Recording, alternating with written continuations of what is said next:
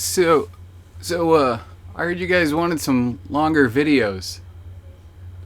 Oh, you meant in length and not in oh. Hmm. Well, this is awkward.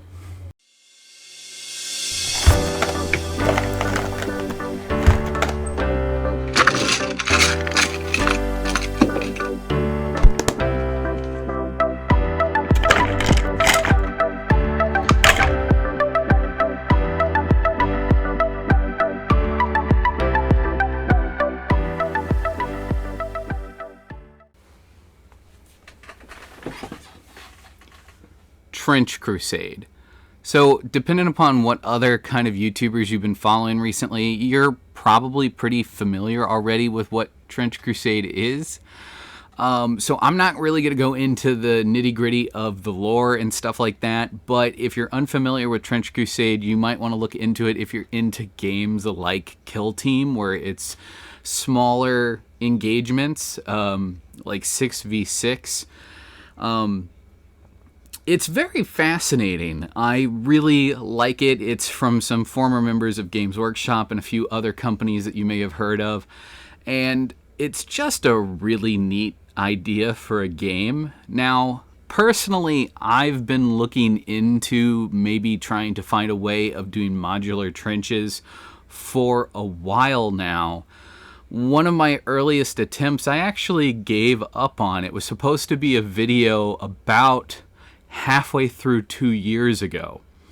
And I really just wasn't happy with where it was going. I was kind of taking a similar approach to Mel, the terrain tutor, if you're familiar with Mel.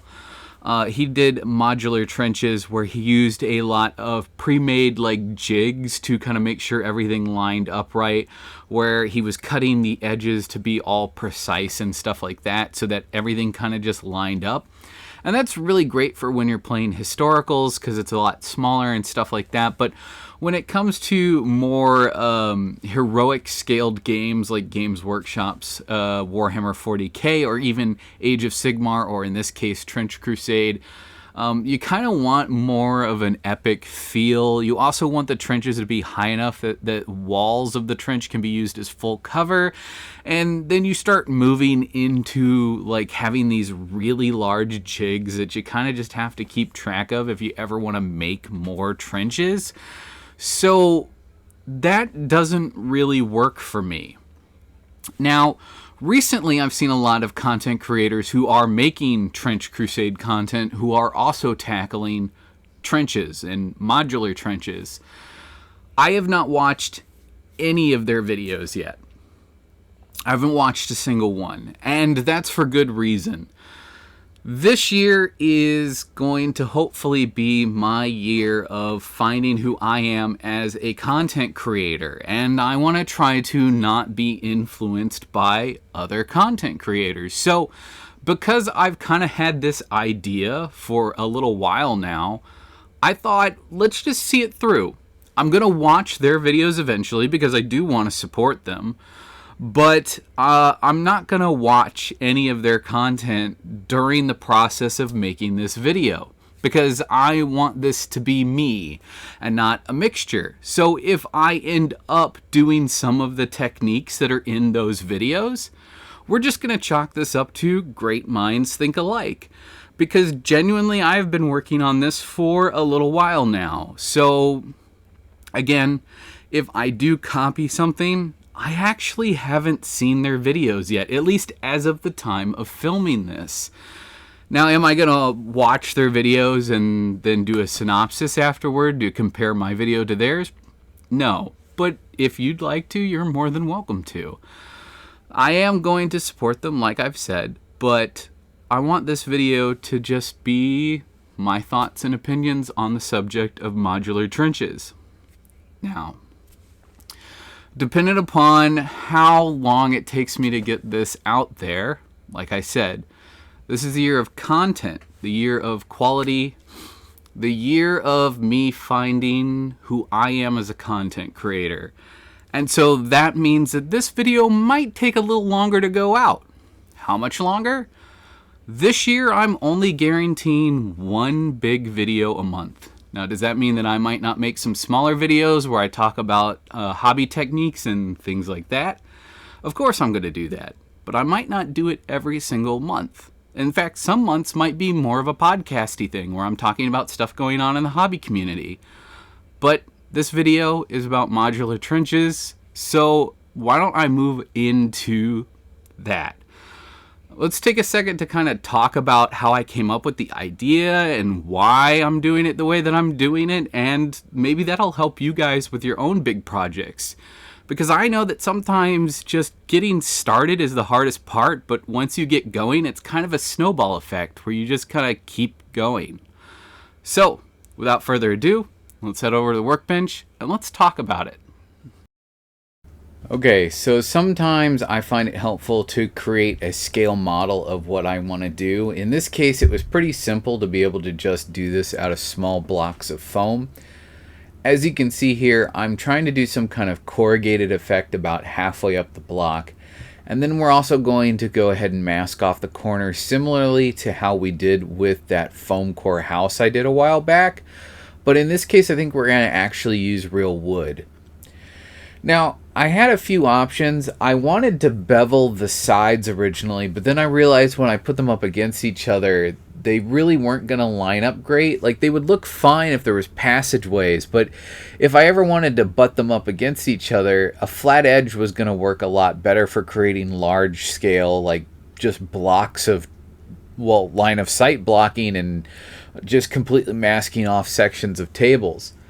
Also, I realized that I wasn't really sure how I really wanted the whole thing to connect together, but I knew that I needed to come up with some kind of universal scaling. In this case, I'm doing 1 centimeter wide blocks roughly, and I realized that I could create a large number of shapes simply from that, and it would give me a lot of options for being able to create terrain on the table. So regardless of what I end up deciding to do, I realize that all the ends of my pieces need to be at least the exact same size so that they all kind of line up somewhat so that I can create almost like a universal building block, so to speak.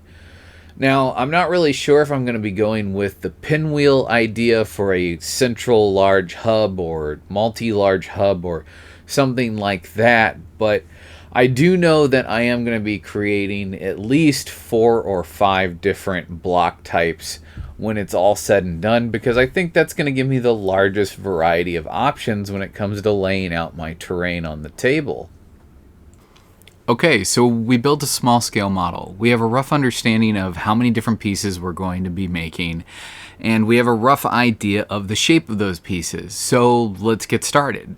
Well, if you've ever done a large-scale project, you'll know that, well, this was step 1. And then step 2 is sometimes where other people tend to get stuck. You see, a lot of us do a lot of prep work and then kind of just start to peter out when it comes to actually be time to start cutting up materials because, well, where do you begin after that? Well, in the case of this, I know that I want a Primaris Marine to not be able to be seen while it's in cover behind the trench. So we're going to have to go ahead and measure a Primaris Marine. How high do I want the trench walls to be?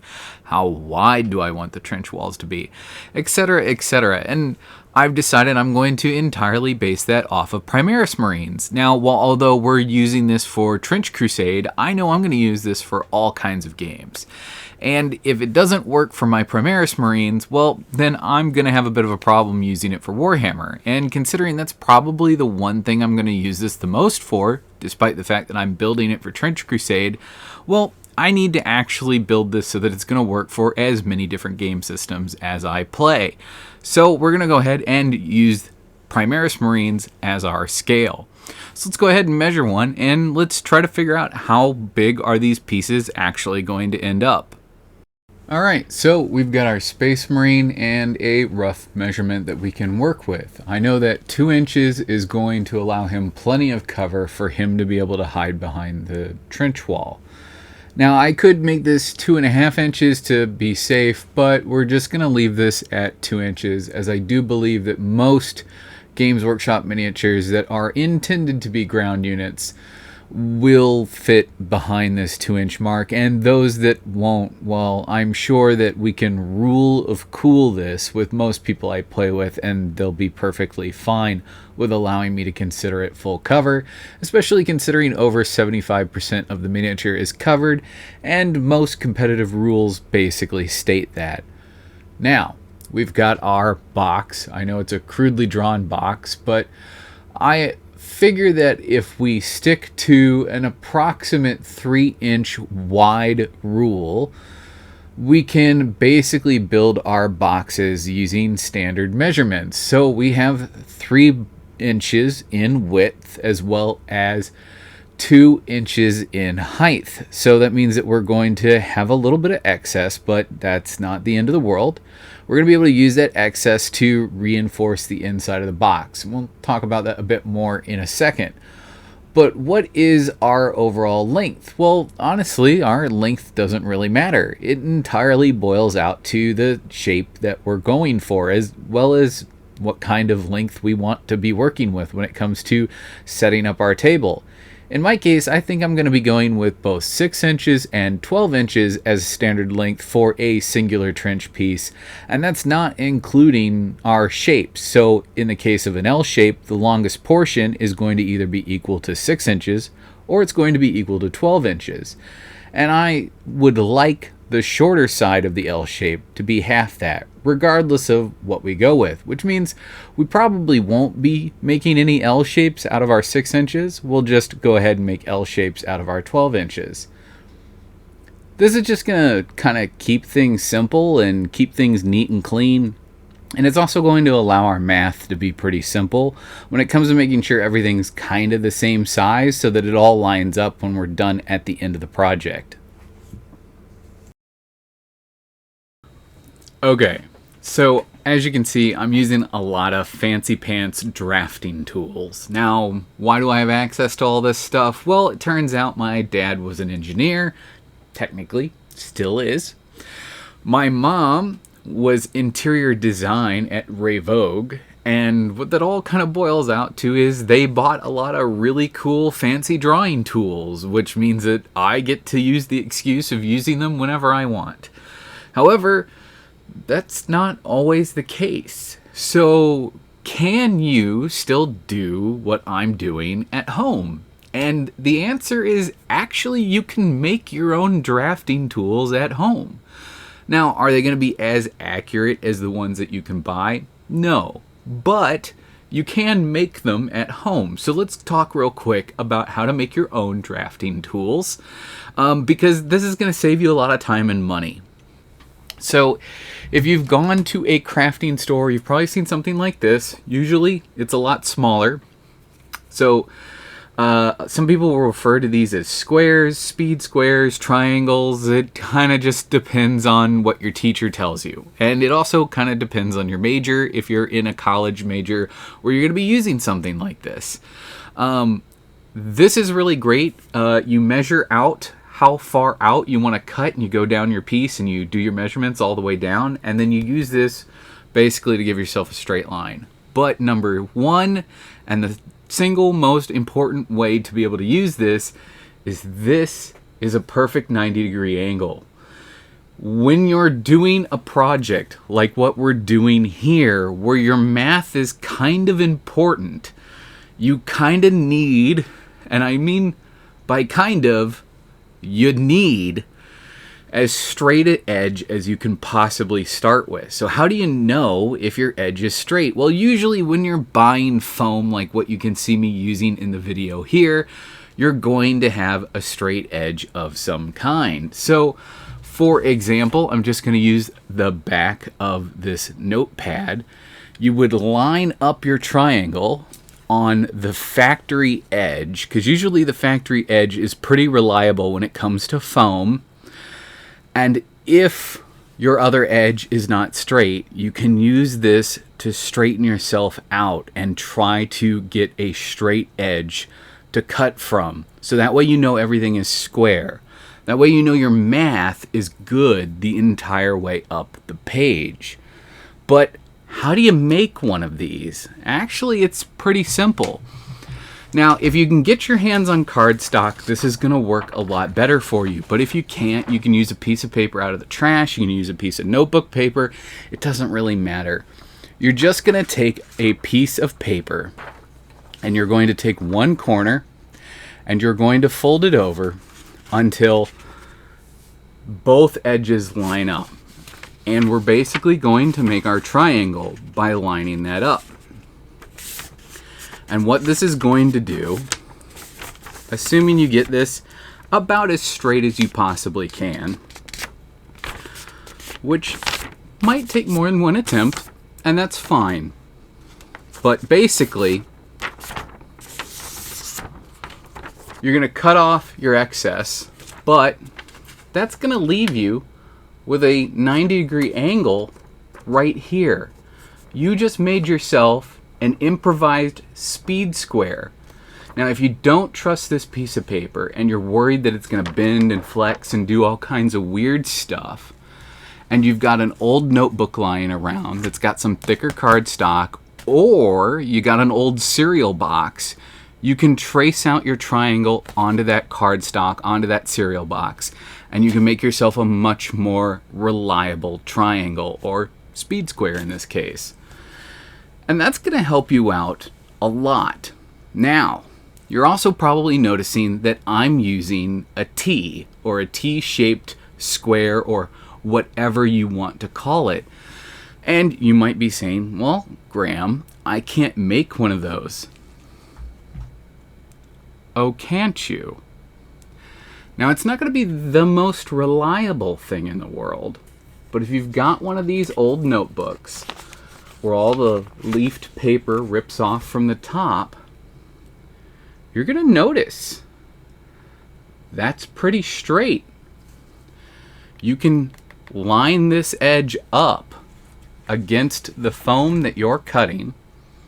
So we'll use our plastic square as an example, and you can line it up, and you can use the edge of your notebook to get a nice straight 90-degree line on the material you're cutting. Now again, this isn't the most reliable thing in the world, but if you're working on a budget and you can't afford the fancy tools, this is an excellent budget option to get the job done good enough that you can finish your project, get it on the table, and start playing. In any case, I hope these tips helped. Let's get back to the video. So as you can see, I'm working with a bunch of strips that I've pre-cut to 3 inches wide. Now again, we're cutting them to 3 inches wide because everything is kind of revolving around this 3. So our main top piece of the terrain is going to be 3 inches wide by 6, or 3 inches wide by 12, or whatever the measurement ends up being based on the shape of the piece. Also, we know that that outer wall is going to be at least 2 inches tall, which means we need 2 inches by 3 inches, so it's just best to work from these nice long strips and cut everything out. Now, what you're probably noticing is that I'm cutting these things out individually, meaning I'm not just going through and marking them all at once and then cutting. And that's because whether you're using like a Proxxon, or whether you're using an X-Acto knife or something like that to cut this material, you're not really just cutting where the line is and removing the line. You're cutting to one side, or you're cutting directly on it, which means that if I'm going ahead and marking everything out, slowly over time my pieces are no longer going to be the same length. So I have to cut them out one at a time in order to make sure that they are the same length. Now, is this significantly more time consuming? Absolutely, but we're going to get a much better product out of it, so we might as well do this the hard way anyway. Now you're going to notice that as I'm cutting these pieces off, I'm starting to have an issue where I'm not quite able to hold the knife straight vertically. And I suspect that this is because I am left eye dominant, but I am right-handed. So I tend to bend the blade in a little bit without realizing I'm doing it. And you can see me doing my best to try and clean that up here. Now, I realized that the solution to the problem was simply to take one of my metal gauges and just clamp it to the styrofoam and use that to keep a straight edge. And that solved all of my problems. So I'll be doing that with all of my cuts going forward.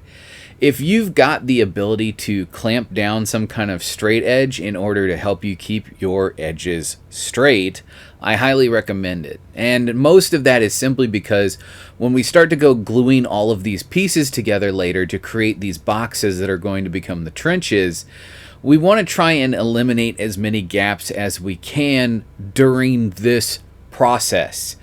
The larger the gaps that we are dealing with when it comes to gluing everything together, the more reinforcements we're going to have to add to the inside to make sure it stays together, as well as the more product we're going to have to put on the outside to seal all of those gaps when we go to start painting things and putting all of our facades on the outside and things like that, and it's going to make the project significantly more expensive. So if we can try and get square edges now's the great time to do that.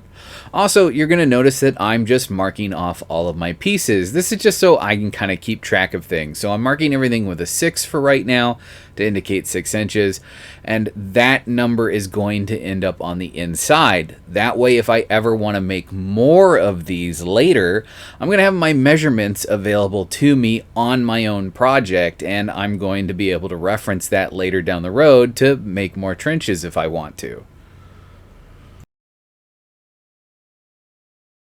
Okay, so there's been a little bit of a development on how these are going to go together. Originally, I had my walls and I had the top of the trenches. So the idea is that all of my walls were going to butt up against the outside of my top piece, which would give me my 2-inch vertical, which was allegedly going to give me enough for a Primaris Marine to take cover behind. But the more I thought about it, especially while cutting all of these pieces out, the more I realized that some Primaris Marines, especially like the captains and things like that, are kind of scaled a little bit larger because they're usually mounted on some kind of decorative base.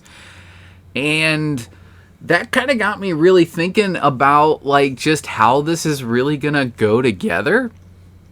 And I realized that if I take my wall and I mount them underneath the top of my facade, so I kind of end up with this rather than this, it gets me that extra 1/4 inch. So that way, if I have a Marine that is on some kind of decorative base, when he sits flat on the table, you get a lot more cover. And it also means that if I want to like build some boxes or something for Marines to like step up onto and create like a gun firing line where somebody's got like half cover or whatever, it means that I can do a lot more decorative work to go along with these bases. And I can have a lot more fun with the stuff that's going to end up in the trenches with the troops and all the extra decorative work. So I think we're going to mount them all like this rather than like this. And I didn't really mention that earlier in the video because I thought it was implied by stating that I was only going to go 2 inches high on my trenches. But the more I think about it, I think that extra 1/4 inch is going to do a lot. I'm sure that a lot of people in their other videos, if you've seen a lot of other people doing modular trenches, are probably doing like a 3 to 3.5 inch tall wall. I'm sure they're wanting really, really tall walls. But I play a lot of games in a couple of different scales, and I really need these modular trenches to be able to work for a bunch of different games. So that's one of the reasons why my walls are so short. But I think this extra 1/4 inch is going to do a lot for me in the Warhammer scale, and it's not going to really do a lot for me in the other games that I play in their scales. I think it's going to be just fine. They may look a little large, but I think it's going to work just fine. So all of my walls are now going to be mounted to the bottom of our top facade, essentially. So our boxes are going to get built like this. Now, I could have gone back and edited this and put this back where I was talking about building this originally. But I feel like it's important to talk about these developments as they're happening so that you guys at home who maybe haven't built a large scale project before you can just kind of see the process evolve naturally. A lot of times when we're building these projects, we don't figure all this stuff out in advance, and some of it gets figured out along the way. And I thought maybe some of you might appreciate that transparency. In any case, I need to get back to cutting out more blocks because I'm only about halfway through the amount that I want to do for half a table. Because originally I was going to do a whole table, and I'm still going to do a whole table, but I think in order to get this video out on time, I'm only going to be able to make half a table. So I'm going to stop yapping now so I can get back to cutting. So hopefully I can make as much of this stuff as possible for this video, because I would love to be able to get a whole table done, but that's not going to happen if I don't shut up. So let's get going.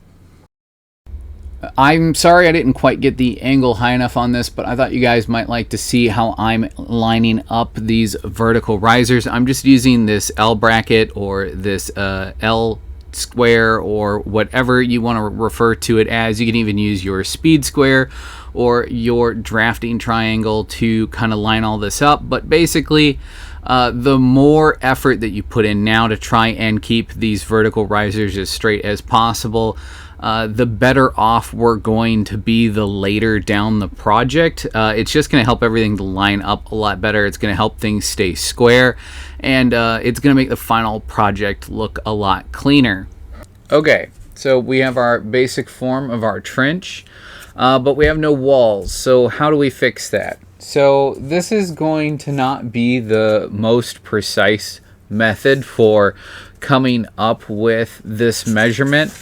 But it's gonna be good enough that it's going to work. So what we want to do is we're going to line up this edge as best as we can, and real lightly with a pin we're just gonna score and mark that line, and then we're simply going to cut this out. Basically this should now fit in here pretty much smooth or smoothish. It's not going to be perfect, and we're going to glue it all together like this, and it is going to take a bit of shaving to kind of get all of this flat and smooth, but a little extra work now is going to go a long way later. So I am going to apply glue on this edge, and I'm going to put a small amount of glue on this edge and this edge, and then I'm basically going to smush this in here. Now, the reason I want to put a small amount is because it's going to smear and it's going to dry very quickly. And if I put too much and I need to pull this back out once it dries, if I have too much glue in here, it will just destroy all of this. So less is more.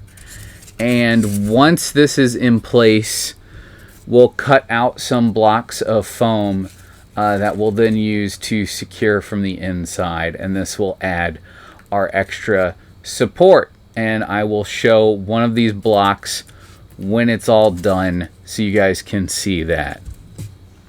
Okay, so we've got our box done. Those that needed a little extra support have the extra support in the corner. Turns out not as much as I thought. Which is nice, but also cutting these boxes took a lot longer than I thought. So, this is probably going to end up a multi-part video, and I will include that information back at the start, hopefully, if I remember. But we need to decide how we're going to dress up the outside of our trenches so they don't just look like blocks. So, how are we going to dress those up? Well, I've got some ideas. I will show you an example of what a trench line should look like here in just a second. But my initial thought was to take some of this craft paper, which is basically single corrugated cardboard, and wrap it around the base of the block. And that is going to represent, hopefully, some kind of like a corrugated metal look once it's all painted up. I'm pretty confident that that's exactly what it's going to look like. And then on the top of the block, we're going to do a fake wood effect, similar to how when I made that styrofoam building. And also, similar to how I made the styrofoam building, I'm going to be putting a facade on all of the corners to make it look like a nice thick wooden beam has been used to create the support columns for the sides of the trench. Now, let's go take a look at what a real trench would have looked like, because this is basically my interpretation of a trench for a war game. And I think it's a little important to show you the historical context. Now, I have tried desperately to track down whoever it was who created this beautiful diorama. And unfortunately, I got a lot of mixed information, so if you actually know where it comes from, please put it in the comments because they deserve all the credit in the world. So, moving swiftly along. When thinking of trenches, people oftentimes just think they were empty mud pits that were just the basis of trench foot and other infestations, and although that eventually became the case in some trenches that were not well maintained, when they were first built, as you can see, this is a diorama of what they should have looked like. They're quite nice in theory, considering the fact that you're at war. If you look at the bottom, that is a location where most of the water is meant to drain out to keep the trench dry, which in theory should have reduced any kind of disease or anything like that was happening within the trench. Obviously, this is one of the first pieces of infrastructure that would have gone away as the shelling started, and they would have quickly attempted to put things back together again. This is probably something that went by the wayside, even though it was probably one of the more important features of the trench. You also have the fire step, which probably was eventually replaced with boxes and things like that. That's where you would have stepped up to have taken shots from inside the trench at your enemy. And we're going to replicate that with boxes as well. I'm not going to be including a fire step in my trenches. That way they can be a bit more modular and I can set them up however I want. And it doesn't limit me to always having the fire step in one direction. And then you've got your embanked berms, which again we talked about in the beginning. That makes it a little bit more difficult for me to kind of line things up and make things modular, which is why I decided not to do the embankment. But you'll also notice that there's corrugated metal in that trench versus the image on screen now, which is a depiction of British trenches, which oftentimes used wood, and the corrugated metal was safe for places where they needed a little bit more reinforcement, like where you were sleeping, because you didn't want to get buried alive, right? Now, most trenches either had sandbags or simply just had dirt embankments on the top. Now, we're going to be replicating this with sandbags, but I won't be doing that in this video because we're actually going to be casting sandbags. I'm going to be using a silicone and resin mixture that I've got, and we're actually going to make molds and cast sandbags. So that is going to be its own video because I've been wanting to do a video about making molds for a while now, so we're going to do that as its own video.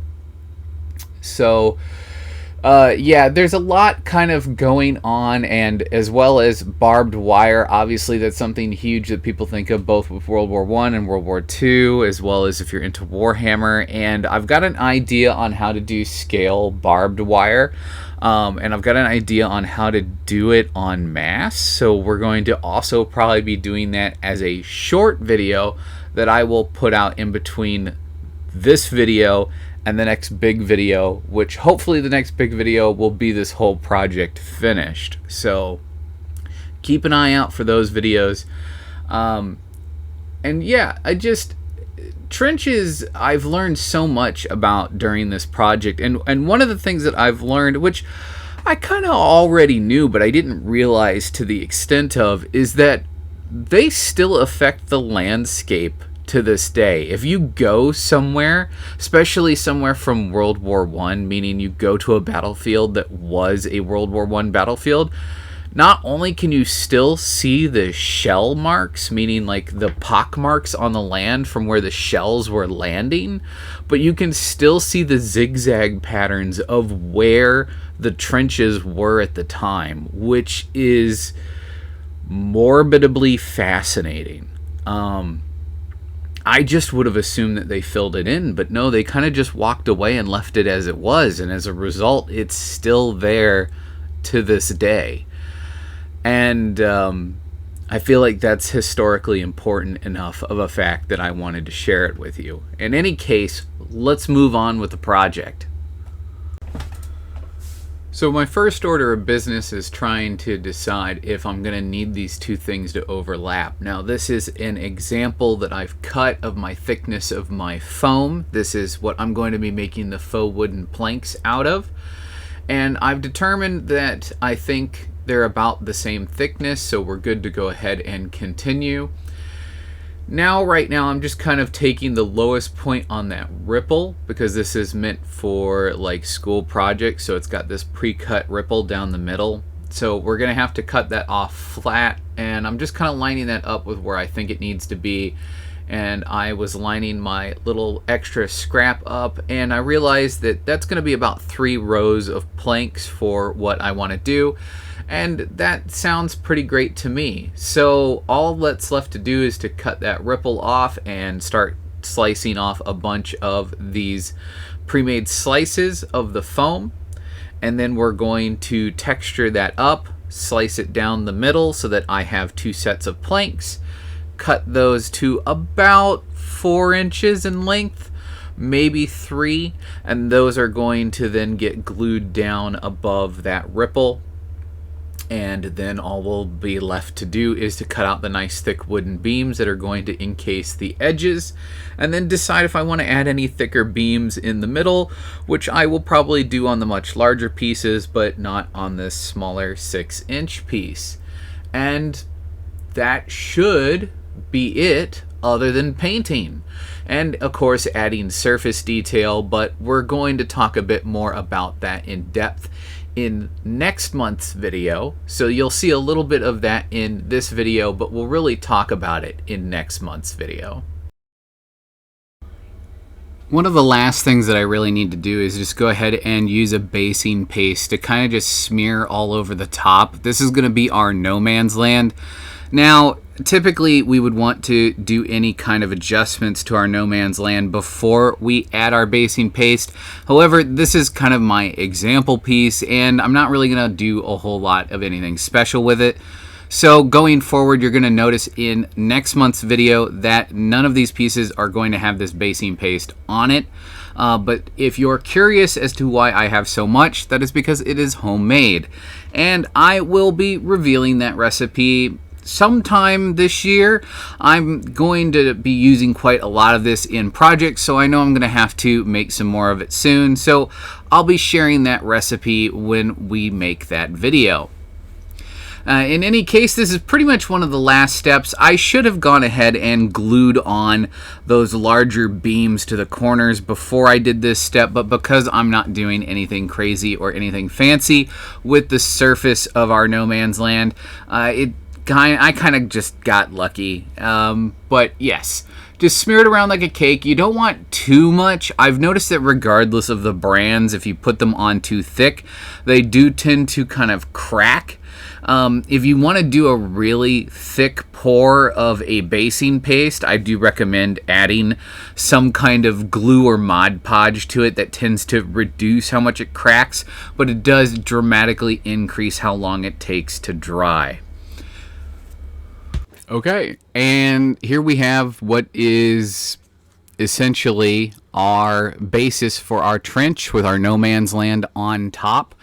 Again, we are going to be talking about like pockmarks from explosions and things like that in next week's video, along with a mixture of things like doing casting for repeated projects. So I'm going to be casting a lot of sandbags. I'm going to also be doing barbed wire, which we will be attaching to some of these, not all of these. Almost every single one of these is going to get some kind of sandbag. I keep forgetting the word sandbag, but yes, we will be doing something fun with all of these. I think this is probably going to be one of the only ones that is going to be generic. And yes, I haven't finished it. I know I had a whole week to do this, but a whole week. God, I'm still on that last thing. I had a whole month to do this, but as it turns out, this was a way bigger project than I thought. The initial part of cutting out the boxes was very monotonous and very time consuming, far more so than I thought it would be. That and also general life just kind of kept getting in the way. But yes, this is ready for paint. Once I go ahead and put these fake supports on the other side, this thing is going to be ready to go. But I still have to do the rest of them. How many are the rest of them? We'll go back in the video and look, because I promise you, there is almost enough for a whole table now. You'll remember that back about halfway through the video, I thought I was only going to have enough for about half a table. But as it turns out, I actually almost have enough for a full table. So I'm pretty excited with what I got. I do think I'm going to make some where the trench walls have collapsed, and that's going to have to be pretty custom, so I'm going to do those in a future video on their own, using all the information I'm going to use over the next couple of videos. But I wanted to go ahead and get this video out for you guys in time for the end of the month, because I did promise one big video a month, and I kind of forgot that this month ended today. I genuinely thought I had a couple more days. I just completely lost track of time and was just kind of in the zone working on the project. I am really happy with how this is coming along. I think it's really great. I always knew I wasn't going to get paint on this by the end of the week, but I did think that I was going to get more of these blocks done by the end of the month in total. But I originally, when I started working on them at the start of this week, I did assume I was going to at least get a dry brush of black and white on them. And as you can see, that just didn't happen. But you guys can get a pretty good idea of what the final project's going to look like. And I will be updating the thumbnail of this video. So if the thumbnail is currently one of these finished, then you know the entire project's done and you're going to be able to watch all parts all in a row. I am sorry that you guys are going to have to wait to watch more of this project come out. I know YouTube doesn't like that sort of thing, but I feel like this is enough information for most of you guys to get started and to get pointed in the right direction for those of you who want to do something similar at home. So, in any case, I've been Graham Johnson. This has been Tabletop Glory, and until next time, may your display case always stay filled and your pile of shame never run empty. Until next time.